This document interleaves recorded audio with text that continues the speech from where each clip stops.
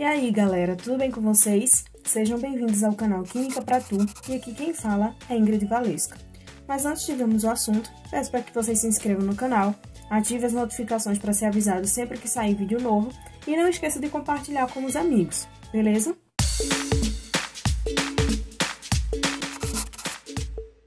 O vídeo de hoje será respondendo exercícios junto com vocês, a fim de complementar o conteúdo que foi visto nas aulas anteriores.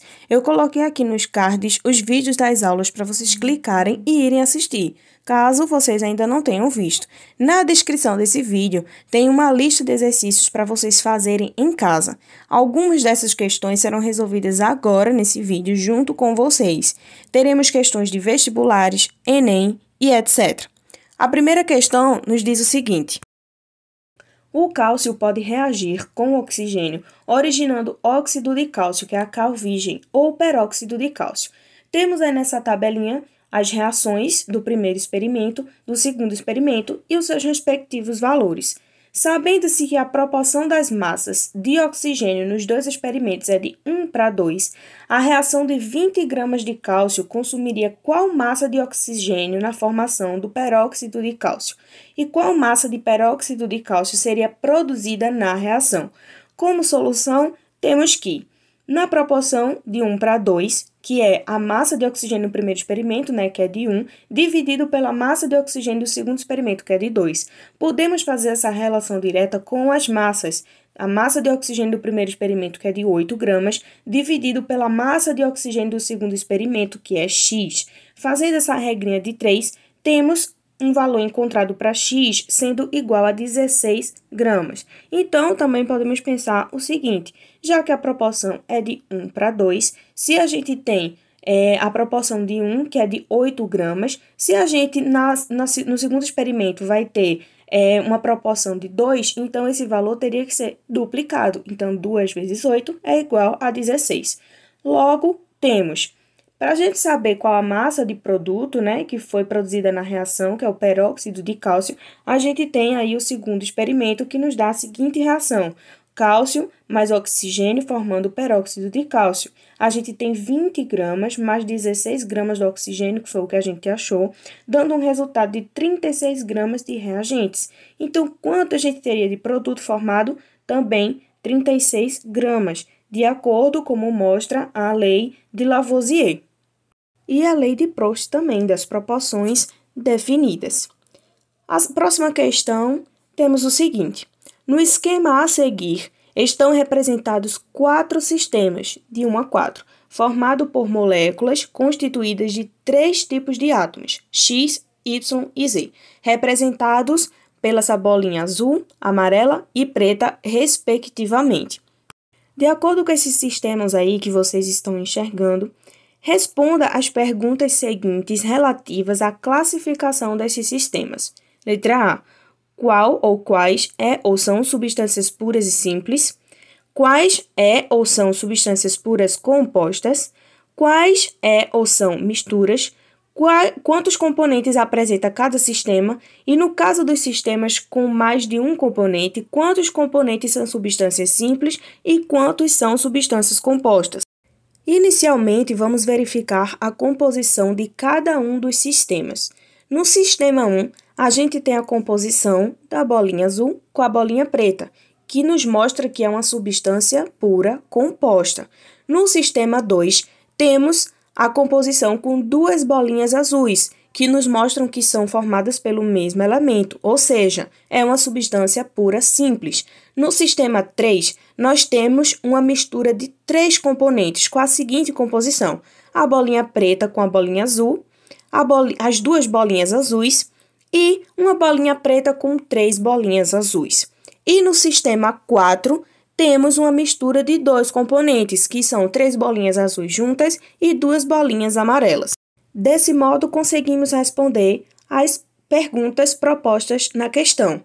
Qual delas são substâncias puras e simples? Então, de acordo com o que a gente viu, é o sistema 2, que apresenta substâncias com apenas um elemento em sua composição, que são substâncias simples. Para a letra B, quais são substâncias puras e compostas? São o sistema 1, que é formado por substâncias com mais de um elemento formando a substância composta. Letra C. Quais são misturas? É o que a gente vê no sistema 3 e 4, porque a gente está vendo ali uma mistura de várias substâncias nesse sistema. E assim o mesmo ocorre com o sistema 4. Letra D. Quantos componentes apresenta cada sistema?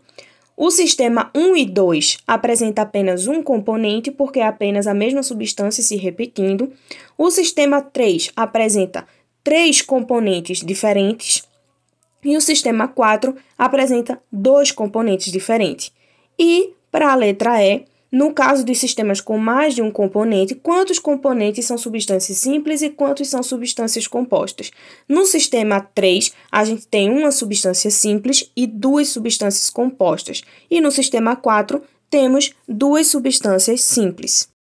A terceira questão nos diz o seguinte: até 1772, acreditava-se que o fogo era um elemento químico. Foi quando um cientista nascido em 1743 e guilhotinado em 1794, durante a Revolução Francesa, transformou a pesquisa química de qualitativa em quantitativa, formulando explicitamente a Lei da Conservação da Matéria ou Lei da Conservação das Massas. Esse cientista, também conhecido como o pai da química moderna, é Dalton, Linus Pauling, Boyle, Lavoisier ou Bohr. A gente sabe que é a letra D, que é Antoine Lavoisier. Inclusive, nas aulas a gente disse que ele introduziu o método da balança. Então, é aí, ó, quando fala essa partezinha da pesquisa de química qualitativa em quantitativa, né, que ele transformou. E quando fala da lei da conservação da matéria, ou lei da conservação das massas, fica evidente que foi Antoine Lavoisier. Na quarta questão, temos: os pratos A e B de uma balança foram equilibrados com um pedaço de papel em cada prato e efetuou-se a combustão apenas do material contido no prato A. E esse procedimento foi repetido com palha de aço em lugar do papel. E após cada combustão, observou-se. E daí nós temos essa tabelinha para a gente ver e analisar para darmos a resposta. E podemos avaliar o seguinte: se a gente tem o papel, né, que é a celulose, que vai entrar em combustão, que no caso seria essa reação da celulose mais o O2, formando CO2 e água, que é o produto sempre de quando a gente faz uma combustão. Então, quando a gente queima essa celulose, que ela se transforma em carvão e fumaça, que o constituinte da fumaça é as gotículas de água e o CO2. Então, como esse sistema não está fechado, então a gente vai ter perda de parte dos produtos para o ambiente. Então, vai ficar uma massa menor. Logo, então, significa dizer que A vai estar acima de B. E o que ocorre com a palha de aço é o seguinte: se a gente reage o ferro com oxigênio na combustão, a gente vai ter a formação do óxido de ferro. Se a gente observar, a gente tem que no reagente aí, a gente na balança, a gente só vai estar pesando a palha de aço, que é o ferro. Quando a gente observa o produto dessa reação, a gente vai ter a adição aí de mais um elemento químico nessa substância, que é o oxigênio, formando o óxido de ferro. Então, isso significa dizer que a balança vai estar mais pesada, porque teve aí a adição, né, na massa de mais um elemento, que seria o oxigênio. Então, significa dizer que agora A vai estar abaixo de B, ou seja, o pratinho vai estar mais pesado, no que nos mostra que a resposta é a letra D. A próxima questão nos diz o seguinte: um importante açúcar na alimentação de muitos seres vivos é a glicose, que possui fórmula molecular C6H12O6. Sobre a glicose, é correto afirmar que: letra A, possui 24 elementos químicos? Não, ela possui apenas 3 elementos químicos, que é o carbono, o hidrogênio e o oxigênio. Letra B, possui 3 átomos? Não, ela possui 24 átomos, que são 6 de carbono, 6 de oxigênio e 12 de hidrogênio, totalizando 24 átomos. Letra C, é uma substância composta formada por 3 elementos químicos? Sim, verdadeiro, é uma substância composta. Letra D, é uma substância simples? Não, porque como foi dito na letra C, ela é uma substância composta formada por mais de um elemento químico. E a letra E é uma mistura de 3 elementos químicos? Não, porque ela é uma substância e não uma mistura. E por último, temos uma questão do Enem. Só que essa questão do Enem, ela vem um pouco mais elaborada. Além de colocar o assunto das leis ponderais, ela também coloca assuntos de estequiometria relacionando massa a massa, também coloca o assunto de balanceamento das reações. Então, é uma questão mais completa. E ela nos diz o seguinte: objetos de prata sofrem escurecimento devido à sua reação com o enxofre. Esses materiais recuperam seu brilho característico quando envoltos por papel alumínio e mergulhados em um recipiente contendo água quente e sal de cozinha. A reação não balanceada que ocorre é... Aí temos essa reaçãozinha aí que eu estou mostrando a vocês. Aí ele nos dá os dados da massa molar dos elementos em gramas por mol, e da prata nesse caso é 108 e do enxofre é 32, e nos dá a referência, né? Utilizando o processo descrito, a massa de prata metálica que será regenerada na superfície de um objeto que contém 2,48 gramas de sulfeto de prata é... O primeiro passo que temos que fazer é balancear a reação, porque senão todo cálculo que a gente for fazer vai dar errado. E daí eu tenho uma diquinha para vocês quando forem balancear uma reação química, que é essas siglinhas que eu estou mostrando a vocês, que é MACH, que M significa metais, depois os ametais, C, carbono, H, hidrogênio e oxigênio. Essa é a ordenzinha que vocês devem começar a balancear a reação de vocês. Então, a gente começa balanceando pelo alumínio. Se a gente tem 2 alumínios nos produtos, então a gente também precisa ter 2 nos reagentes. Então, a gente adiciona o 2 aí no alumínio dos reagentes. Em seguida, a gente vai balancear o enxofre. A gente tem 3 enxofre nos produtos, então a gente também precisa de 3 enxofre nos reagentes. Então, a gente adiciona um 3 aí nos reagentes. Isso faz com que a gente obtenha agora, multiplicando o 3 vezes o 2 que tem da prata, a gente tem 6 de prata. Então, para balancear os produtos, a gente também adiciona 6 lá do outro lado. Então, nossa reação, ela está balanceada. A gente tem agora aí 6 átomos de prata nos reagentes, 6 de átomos de prata nos produtos, temos 3 átomos de enxofre nos reagentes, 3 átomos de enxofre nos produtos e 2 átomos de alumínio nos reagentes e 2 átomos de alumínio nos produtos.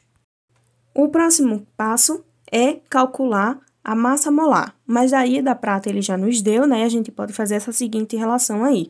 A gente tem 108 gramas de prata e temos, agora calculando a massa molar do sulfeto de prata, temos que 108 é a massa molar da prata vezes 2, que é a quantidade de prata que tem, mais 32, que é a massa molar do enxofre, vezes 1, que é a quantidade de enxofre que tem, que vai ser igual a 248 gramas por mol. Só que, se ele pergunta quanto é que a gente vai ter, tendo 2,48 gramas de sulfeto de prata, botando para reagir, quanto a gente vai ter de prata metálica. Então, que seria aí o nosso X.